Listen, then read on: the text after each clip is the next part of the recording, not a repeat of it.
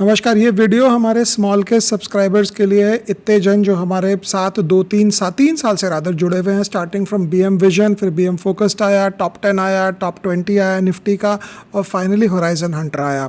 तो बीच में कभी स्टार्ट एंड स्टॉप होता था। कई बार हम ये करते थे, कोई एक स्कीम को बंद करते थे जब हमें लगता था कि बहुत जन आ गए हैं, फिर हम कोई स्कीम को रीस्टार्ट करते थे। रीबैलेंस में बहुत उपद्रव मचता था। उपद्रव मीनिंग कि उठापटक होता था। रीबैलेंस में कोई स्टॉक ऊपर भाग गया, कोई स्टॉक नीचे आ गया, क्योंकि उसमें एक मेजर कारण ये होता था कि सारे जो स्टॉक्स हम यहाँ रेकमेंड करते थे सब बाहर लीक हो जाते थे। और एक मोहम्मद अतीक करके इंसान था, वो along with his gang of people वो सारा हमारा स्टॉक लीक करता था। और उस कारण एग्जिस्टिंग जो सब्सक्राइबर्स थे वो बहुत शॉर्ट चेंज फील करते थे। उन्हें लगता था हम तो यार पैसा दे दिए हैं और यहाँ पे फोकट में लोग देख रहे हैं। तो ये एक बहुत ही प्रॉब्लम हुई थी हमारे साथ, जो हमने 2-3 महीना पहले इसको सॉल्व किया। Because Mohammad Atiq was rounded up by the crime branch Bidhannagar Kolkata police, और अभी तो वही हवा खा रहे हैं वो कलकत्ता की। तो ये जो चीज़ें होती थी, इस कारण हमारा स्मॉल केस जो था उसमें इन्वेस्टिंग एक टास्क बन गया था कि इसमें हर पैसे हम डाल दें। और कोई रीबैलेंस होता है, कोई स्टॉक को निकालते हैं तो पता चलता है कि स्टॉक नीचे ही आ गया 6-7%, कोई स्टॉक डालते हैं तो बढ़ जाता है 6-7%। उस कारण एक और इम्पॉर्टेंट प्रॉब्लम ये होती थी कि हमारा जो रिटर्न्स है वो जो एक्चुअल रिटर्न्स होना चाहिए वो दिखता नहीं था, क्योंकि एंट्री में तो 6% ऊपर लेते थे आदमी और एग्जिट में 6% नीचे बेचते थे।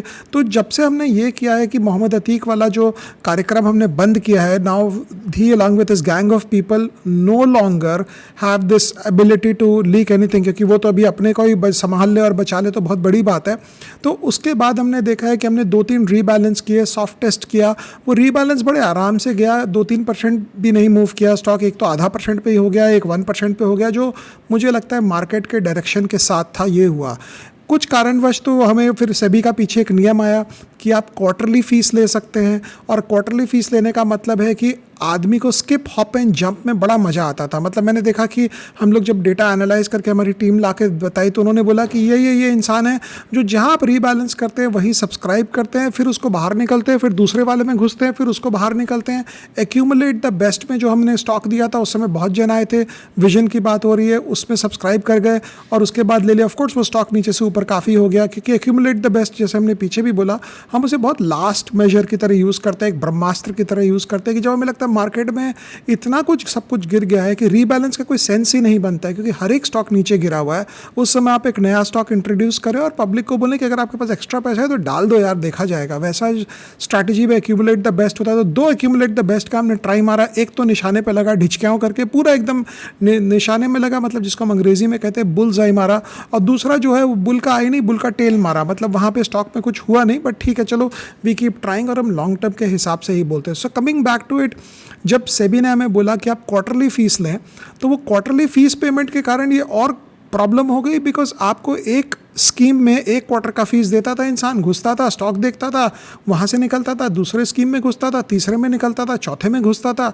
तो ये कॉम्प्लिकेशन हो गए। कल शाम को सेबी का एक नया नियम आया कि जहाँ पे एक अपफ्रंट 1 ईयर एनुअल फीस ले सकते हैं। तो एट दिस मोमेंट हमारे लिए 2 ऑप्शन था, क्योंकि हमें स्मॉल केस में अपना कंट्रोल करना है the intensity of buying and selling. मतलब कोई स्टॉक लेकर रख ले तो दूसरी बात है, बट हम कोई रीबैलेंस करते हैं तो हमें 5 चीज़ें सोचनी पड़ती है कि अगर हम थोड़ा सा इलिक्विड स्क्रिप्ट को डाल दे रीबैलेंस में तो लोग उसको कैसे खरीदेंगे, क्योंकि अगर ज़्यादा जन आ गए लेने तो स्टॉक ऊपर बढ़ जाएगा। तो उस कारण हमें क्या होता है, हमें लिक्विडिटी ढूंढना पड़ता है जब हम स्टॉक सिलेक्शन करते हैं कि हम लिक्विड स्टॉक्स डालें, क्योंकि अगर हम इलिक्विड स्क्रिप्ट डाल देंगे और लोग ज़्यादा घुस गए उसके अंदर तो ऑब्वियसली स्टॉक ऊपर चला जाएगा। और स्मॉल केस वैसे भी एक रिटेल प्रोडक्ट है, आपके पास बहुत बड़ा पैसा है तो small case is not ideal for you. आपको पोर्टफोलियो मैनेजमेंट हिसाब से देखना चाहिए कि क्या पीएमएस कोई और ऑप्शन हो सकता है कि नहीं हो सकता है। So coming back to it, जब सेबी का ये नियम आया कि क्वार्टरली फीस लेनी होगी तो हमने क्वार्टरली फीस किया उसको। लेकिन कल रात को सेबी ने बोला कि आप एनुअल फीस ले सकते हैं। और equity is a long term product. Equity कोई एक ट्रेडिंग का काम तो है नहीं कि एक 3 महीना 6 महीना देखा, इन्वेस्टिंग की बात हो रही है। तो इन्वेस्टिंग क्योंकि एक इतना लॉन्ग टर्म इन्वेस्टिंग की चीज़ है, हमने हमारे सारे स्कीम्स में अब ये हमारे तरफ से ब्रह्मास्त्र है, 1 ईयर का एनुअल पेमेंट कर दिया है। मतलब हम 3 महीना 6 महीने का फीस नहीं लेंगे। अब जो भी सब्सक्राइब करेगा उसको 1 ईयर का पेमेंट मिलेगा। और ऑब्वियसली क्योंकि हम बहुत अपडेट्स देते हैं, हम सिर्फ स्टॉक का नाम नहीं देते हैं कि ये स्टॉक देख लीजिए कर लीजिए, उसके साथ अपडेट्स चाहते हैं। क्वार्टरली जब भी हमें लगता है कोई स्टॉक के बारे में कुछ लिखना है, कुछ बोलना है, आपको बताना है, तो एक वो लर्निंग मैकेनिज्म भी साथ साथ चलता रहता है। जब भी हम कोई स्टॉक को लेते हैं, उसकी बिजनेस मॉडल एनालिसिस करते हैं या उसका फाइनेंशियल्स कुछ आ गया उसके बारे में बताते हैं, तो ये लर्निंग प्रोसेस के हिसाब से अगर हम देखें तो हमें सारी स्कीम्स में हमारे जितने स्मॉल के स्कीम्स हैं, विजन की बात करें, फोकस्ड की बात करें, या आप टॉप 10 की बात करें, निफ्टी टॉप 20 की बात करें, हॉराइजन हंटर की बात करें, सब में एनुअल फीस एप्लीकेबल हो गई आज के दिन से, मतलब कल रात से ऑब्वियसली हमने चेंज कर दिया वहाँ पे।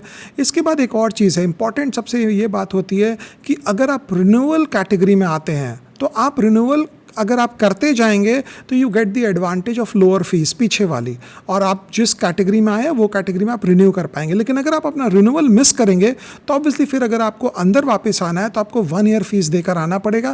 दिस विल ऑल्सो इंश्योर कि आप जैसे जितने जन हैं वो एक कोई स्कीम के साथ लगे तो वो प्रोडक्ट के हिसाब से अपना पोर्टफोलियो बनाए और एक लॉन्ग टर्म व्यू लेकर इन्वेस्टिंग करें, बजाय कि जो short term in and out करें। तो ये सोचकर मैं सोचा कि इन्फॉर्म कर दिया जाए आपको। और वैसे भी आपको एक चीज़ और होगी कि अगर जो लोग के पास बहुत बड़ा पोर्टफोलियो है और जो लोग सोचते हैं कि यार small case is not for us, they can contact us for our PMS thing, तो वो ज़्यादा बेटर होगा क्योंकि वहाँ हम डायरेक्टली उस स्टॉक को अपने हिसाब से लेंगे और बेचेंगे करेंगे। बट देन एक और चीज़ होती है करने वाली कि instead of we had 2 options with before us, जैसे मैंने बताया, एक तो था कि कुछ स्कीम्स को बंद कर दें और दूसरा था बंद नहीं करके फीस थोड़ी सी 1 ईयर कर दें, तो उसके बाद अपने आप ही जो भी आएगा बहुत ही सीरियस इन्वेस्टर आएगा। और बहुत ही सीरियस इन्वेस्टर आने से फ़ायदा ये होगा कि वो इन एंड आउट कम होगा और स्टॉक वॉलेटिलिटी कम होगी और रिटर्न्स बेटर होंगे, बजाय कि कोई जैसे ही कोई हम स्टॉक इंट्रोड्यूस करते हैं वो 6% ऊपर हो गया और स्टॉक जहाँ हमने निकाला वो 6% नीचे हो गया, वो चीज़ कट जाएगी। बिकॉज हर एक आदमी यहाँ पे फॉर द लॉन्ग हॉल होगा। तो यही सोचा आपको बता दें और इसीलिए सुबह का वीडियो बनाया। Thank you so much.